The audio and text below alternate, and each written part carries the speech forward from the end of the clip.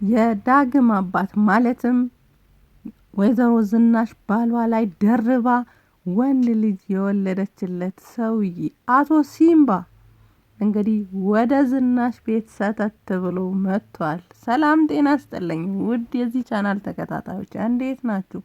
እንኳን ወደዚህ ቻናል በሰላም መጣችሁ እያልኩኝ እንግዲህ ኑሃሚን ድራማ ይዤላችሁ መጥቻለሁ ማለት ነው። ኑሃሚን ድራማ በጣም አስተማሪ ትምህርታዊ ድራማ ነው። እንግዲህ በባለፈው ክፍል ወይዘሮ ዝናሽ እነ ኑሃሚን ቤት እራት ተጠርታ ሄዳ እራቱም ላይ እንግዲህ አልተመቸኝም ብላ እራቱን በልተው ሳይጨርሱ ወደ ቤት ተመልሳ ነበረ። እንግዲህ እቤትም ደርሳ ባሏ ማለት አቶ ካሌብ ሲመጣም ቤቱ እንዲገዛላቸው እንደማትፈልግ የገዛውንም ቤት እንዲመለስ እንዲያደርግ ብላ ስትለው እሱም ተናዶ በጥፊ ሊመታ ሲል ዳግም እጁን ይዞ አድኗታል ማለት ነው። አንዳሱ እያለ ነበረ ድራማው ያለቀው። በዛሬ ክፍልም ዳግም እንግዲህ ይቅርታ ጠይቆታል።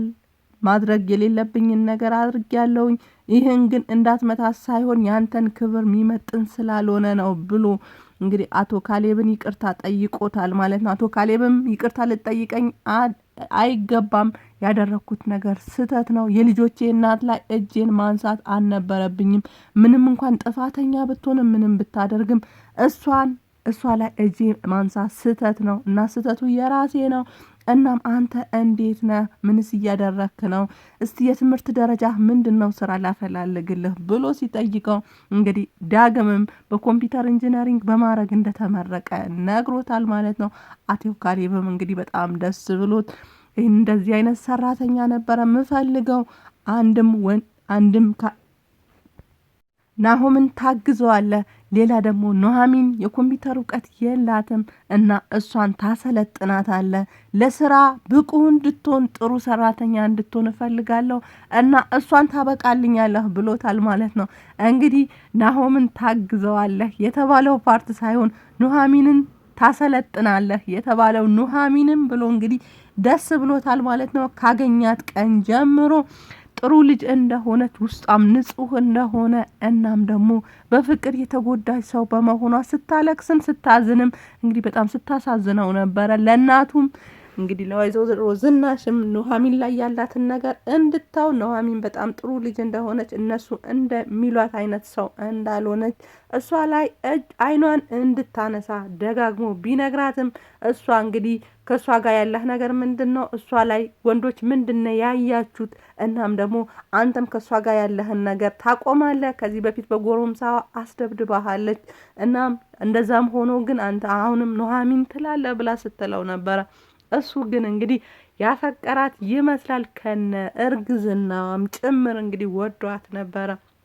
በባለፈው ክፍል እንግዲህ እርግዝናው ስህተት መሆኑ በስም መመሳሰል እርጉዝ እንደተባለች ተነግሯታል። አሁን ላይ እርጉዝ አይደለችም። እንግዲህ ኤርሚያስም ልጄን አስወርዳብኛለች እበቀላታለሁ እያለ ነው። እሷ ግን ይሄ አረመኔነት ነው።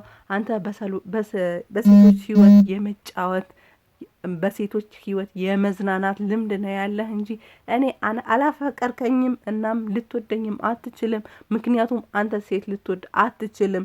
አንተ የጎዳችህ አንድ ሴት ናት፣ ግን አንተ ብዙ ሴቶችን ነው የምትጎዳው። መጀመሪያ አምራንን፣ ቀጥሎ እኔን፣ አሁን ደግሞ ኤሚን። እናም ከኤሚ ጋር ስታደርግ የነበረውን ነገር ያላየሁ ይመስልሃል ወይ? እንግዲህ አንተ ሴትን ልትወድ አትችልም። ምክንያቱም በሴት መዝናናት በሴቶች ህይወት መጫወት ነው የምትፈልገው ብላ በተደጋጋሚ ይቅርታ ቢጠይቃትም አብሮ እንዲሆኑ ከሷ ጋር ለመቀጠል ቢጠይቃትም እምቢ አሻፈረኝ ብላለች ማለት ነው። እንግዲህ ስራም የሚጀምሩበት ቀን ነበርና ኑሃሚን ዘንጣ እንግዲህ ተኳኩላ ሄዳለች ማለት ነው ናሆም ጋር። ቢሮም ስትደርስ አርፍዳ ነበረና የደረሰችው ናሆም ለምን ታረፍጃለች? የስራ ሰዓት መከበር አለበት፣ እኔ ስራ ላይ ሲሪየስ ነኝ ብላ ስትለው አንድም የመጀመሪያ ቀን ስለሆነ ነው፣ ቀጥሎም ደግሞ አባቴ ስለታመመ ነው ብላለች ማለት ነው። እሱም እንግዲህ ስቆ አንቺ እንደዚህ ፈሪ ነሽ ነው ወይ ብሏታል ማለት ነው። እሷንም እንግዲህ አስደነገጥከኝ፣ ስራ ድርሻዬ ምንድነውስ ምሰራው ብላ ስትለው እንግዲህ አሁን ላይ ኮምፒውተር ላይ ብዙም እውቀት የለሽም፣ እሱን እስከምታቂ ድረስ አንዳንድ ስራዎች ትሰሪያለሽ ብሎ ሲላት አሁን ጽዳትም ቢሆን እሰራለሁ ብለዋለች ማለት ነው። እንግዲህ ለጊዜው ተላላኪ አድርጓት ፋይልም ፋይናንስ ክፍል እንድትወስድ ልኳታል ማለት ነው። እሷም ቡናዋን አፍልታ አጫጭሳ ይዛለት ስትመጣ አንቺ ስራሽ ምንድነው? ለዚህ የተመደበ ሰው እኮ አለ፣ ሁሉም ጋር ገባ ወጣት ትያለሽ፣ ማደርሽበት ቦታ የለም። አንዴ ጽዳት ትሆኛለሽ፣ አንዴ ቡና አፊ ትሆኛለሽ፣ አንዴ ደግሞ ወረቀቶችን ታያለሽ። የሰጠውሽን ስራ አልጨረሽም እና ምንድነው የስራ ድርሻሽ? ምንድነው እንደዚህ የሚያደርግሽ ብሎ ሲጠይቃት እሷም የተወሰነ ስራ አልተሰጠኝም፣ እናም ደግሞ የሰጠኸኝን የጨረታ ሰነድ ለመጻፍ እየሞከርኩ ነው፣ ትንሽ ቀርቶኛል ብለዋለች ማለት ነው። ይሄ ትንሽዬ ሰነድ ለመጻፍ የኔ ያክል ጊዜ ከወሰደሽ ብዙ ቢሆን ምን ያክል አመታት ይወስድብሽ ነበረ ብሎ አሾፎባታል ማለት ነው። እንግዲህ ስለምደው ስራውን ሳውቀው በዚህ በተሻለ ሁኔታ እሰራለሁ ብለዋለች። እሱንም እንግዲህ አንድ ነገር ላይ ትኩረት እንድታደርግ አንዱ ስራ ላይ በደንብ እንድትሰለጥን ነግሯታል ማለት ነው። እንግዲህ የአቶ ዝናሽ ውሽማ ልበላው ባል የሆነ ጊዜ ባል የነበረ ሰውዬ ከእስር ቤት አምልጦ ዳግም ጋር ደውሎለት ከእስር ቤት እንዳመለጠና ናፍቆት ሊያገኘው እንደሚፈልግ ደውሎለት ተገናኝተዋል ማለት ነው። ዳግምም እንዴት ከእስር ቤት ታመልጣለህ? አሁን እኮ ብትገኝ የባሰ ነው የሚሆነው፣ እንዴት ታርገህ ትኖራለህ ብሎ ሲለው በቃ እስካሁንም ድረስ ለምን እንዳላመለጥኩ ራሱ አሁን ግራ ይገባኛል። አሁን መጥቻለሁ። የናፈቀህን አባትን እንደዚህ ነው ወይ የምታወራው? አሁን ምንም አልፈልግም፣ ዝናሽ ጋር ውሰደኝ ብሎ ሲለው ዳግምም አይ አልወስድም፣ እኔ ቤት እከራይልሃለሁ፣ ቤት ተከራይቼልህ ትኖራለህ ብሎ ሲለው አባትየውም አይ ዝናሽ ጋር ነው መሄድ የምፈልገው፣ የሆነ ጊዜ ጥሩ ፍቅር ነበርን እና እሷን ላገኛት እፈልጋለሁ ብሎ አሻፈረኝ ሲለው ቤት ይዞት ሄደዋል ማለት ነው። እንግዲህ ዝናሽ መጀመሪያ መጥተዋል ሲባል አዲስ አበባ ነው ሲባል ራሷ ስታ ነበረ። ልጇ ዳግም እንደምንም አረጋግቶ ውሃ ረጫጭቶ ነበረ እንድትነሳ ያደረጋት። ቤት ይዞ ሲመጣ ደግሞ ጭራሽ ድንጋጤዋ ጨምሮ እንግዲህ በጣም ደንግጣለች። እሱም ዝንዬ አታቅፊኝም ወይ? በጣም ትወጂኝ ነበረ እኮ እኔም ናፍቀሽኛል እና የልጅሽ አባት ነኝ ብሎ ሲላት እሷ ዳግምን ለምን ይዘኸው መጣ? አሁኑኑ ይዘህልኝ ውጣ። እናም እዚህ ቤት እኔ ትዳሬ ልትበጠብጡ ከዚህ ጊዜ በኋላ ከዚህ ሁሉ አመታት በኋላ ትዳሬ ልትበጠብጡ ነው ወይ የመጣችሁት? እና እኔ የተከበረ ሰው አግብቼ የተከበረ ባለ ትዳር ነኝ ብላ ስትለው አባትዮ ድሮም እኮ ባለ ትዳር ሆነሽ ነው እኔ ጋር መተሽ የነበረው፣ ባሌን ግን አልወደውም፣ ለጊዜው ነው ከሱ ጋር ያለሁት እና እፈታዋለሁ ስትኝ ነበረ፣ እኔን ወደሽኝ ነበረ ሲላት አይ በስተት እኔ ባሌን በጣም ነው የምወደው እና አንተ ጋር ልመለስ አልችልም ብላ ስትለው እሱም ከዚህ ቤት አልወጣም፣ ከልጄ እናት ቤት አልወጣም ብሎ እየተከራከሩ እያለ አቶ ካሌብ በድንገት መጥቷል ማለት ነው። እንግዲህ አቶ ካሌብም ማን ነው እሱ ብሎ ሰላም ብሎት የዳግም አባት እንደሆነ እናም እሷን ሰላም ለማለት እሱንም ሰላም ለማለት እንደመጣ ተናግሮታል ማለት ነው። ቁጭ በሉ ብሎ ሲል እሱ ነገሮችን በቅንነት ብዙ ተቸግሮ ያገኘ ሰው ነው። ብዙ ነገር ያየ ሰው ነው። ነገሮችን በቅንነት ነው የሚያየው እና ተንኮል ነገር ምን የሚያውቀው ነገር የለም። እሷ ግን ሰዎች ለማጥፋት ኑሐሚንን በተለይ ሌሎች ሰዎችም ለማጥፋት ጉድጓድ እያማሰች ውላ የምታድር በተንኮል የተሞላች ሰው ናት። እሷ ከሌላ ዓለም የመጣች ሰው አስመስላ የምታይ ሰው ናት። የራሷን ጉድ ደብቃ ግን የሌሎችን ጉድ ለመዘርገፍ፣ ለማውጣት፣ ለመበተን፣ ለሰዎች ለማሳወቅ የምትጥር ሰው ናት። እንግዲህ ጉዷ እስከ ቤቷ ድረስ መጥቷል ማለት ነው።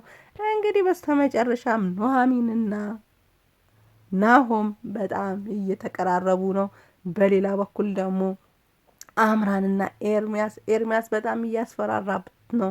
ከዚህ በፊት ያደረጉትን ነገር በቪዲዮ ቀርጾ አስቀምጦታል እና ናሆም እንደማትወደው ለብሩ ብላ እንደተጠጋችሁ እናም ይህን ድራማ ሲያቅዱ ሲሰሩ የነበሩት አብረው እንደሆነ እናም መጨረሻውም እሱ በሚፈልገው መልኩ እንዲያልቅ እንደሚፈልግ አምራንም ከዚህ በፊት ከሱ ጋር የነበራትን ነገር እንዳበቃ አሁን ግን እሱን እንደማትታዘዘው ደጋግማ ብትነግረውም እሱ ግን እኔ በመፈለኩት መንገድ ብቻ ነው የምትሄጂው አሁን ብሎ እንግዲህ ኑሐሚንም ላይ የሆነውን ነገር ኑሐሚንን የእውነት ወዷት እንደቀረበ ነበረ አፍቅሪያት ነበረ የቀረብኩት ግን እሷ ልትረዳኝ አልቻለችም እና ጨካኝና አረመኔ ይሄ አረመኔነት ነው ብላ ጥላኝ ሄዳለች ብሎ ተናዶ እጁ ሊታጠብ መታጠቢያ ክፍል ሲሄድ ስልኩ ቀምታ ወደ ቤቷ ሄዳ ነበረ። ግን ደውሎ ፋይሉ ስልኩ ላይ እንደሌለ እሱም ሞኝ አድርገሽ ነው እኔ ሞኝ አድርገሽ ነው ወይ የምታስቢኝ? ይሄ ሁሉ ፋይል በስልኬ ይዤ ምንቀሳቀስ ይመስልሻል ወይ? አሁን ቶሎ ብለሽ ስልኬና በዛ ያለ ብር እፈልጋለሁ አሁኑኑ አምጪልኝ ብሏታል ማለት ነው። እሷንም ስልኩንና ብሩን ይዛለት ስትመጣ ከዚህ በኋላ ናሆምን አግብተሽ ቶሎ ፍቺ፣ ስለ ሽምግልና ስለ ምናምን የሚባለው ነገር እኔ አይመለከተኝም። እኔ የሚያገባኝ ከሱ ከምትካፈዩ ብር ላይ እንድታካፊኝ ብቻ ነው የምፈልገው። አንቺንም እሱንም አልፈልጋችሁም ብሏታል ማለት ነው። እሷም በጣም ጨንቋታል። እናም በስተመጨረሻ እንግዲህ ቢሮ ስትሄድ ኑሐሚንና ናሆም በረንዳ ላይ ቆመው እንግዲህ ሲጠጋጉ ይሁን ሲያወሩ አይታቸው ደንግጣ ነው ድራማው ያለቀው። እንግዲህ ቀጣዩ ክፍል አብረን የምናይ ይሆናል። አብራችሁኝ ስለነበራችሁ ከልብ አመሰግናለሁ። መልካም ጊዜ፣ መልካም ቆይታ። እንግዲህ ቪዲዮውን ላይክ፣ ሰብስክራይብ፣ ሼር እንድታደርጉ በትህትና እጠይቃለሁ። መልካም ቆይታ። ባባይ